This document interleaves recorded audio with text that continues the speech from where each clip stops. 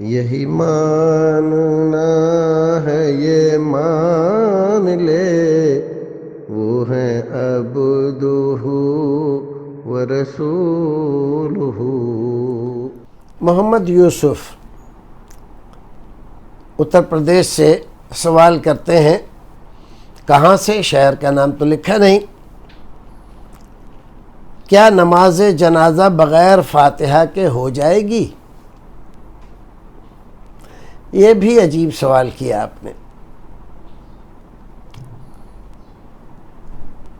آپ نے سنا ہوگا نا کہ لوگ، اور خاص طور سے خاص قسم کے مولوی اکثر کہا کرتے ہیں کہ مر گئے مردود نہ فاتحہ نہ درود۔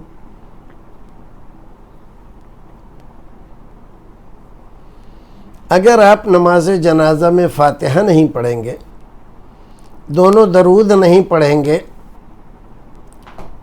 تو یہ مسئلہ آپ کے اوپر صادق آئے گی، مر گئے مردود نہ فاتحہ نہ درود۔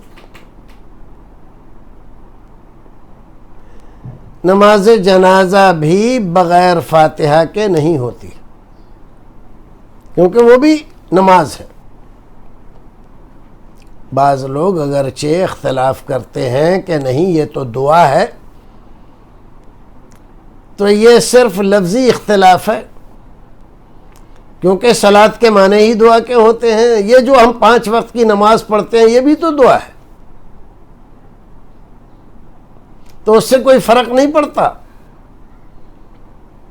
رسول اکرم صلی اللہ علیہ وسلم نے جس کا وقت بتلایا، جس کے ادا کرنے کی ترکیب بتلائی، کیا دعا اس میں پڑھی جائیں وہ بتلایا، قبلہ رخ ہونے کو ضروری قرار دیا، صف بندی کو ضروری قرار دیا، امام کو آگے ہونا اور مقتدیوں کا پیچھے ہونا یہ ضروری قرار دیا۔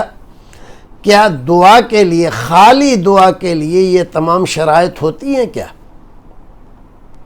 کسی بھی وقت کی، کسی بھی جگہ کی کوئی دعا ایسی ہے جس کے اندر یہ شرائط شریعت نے رکھی ہوں کہ یہ آپ کو کرنا پڑے گا؟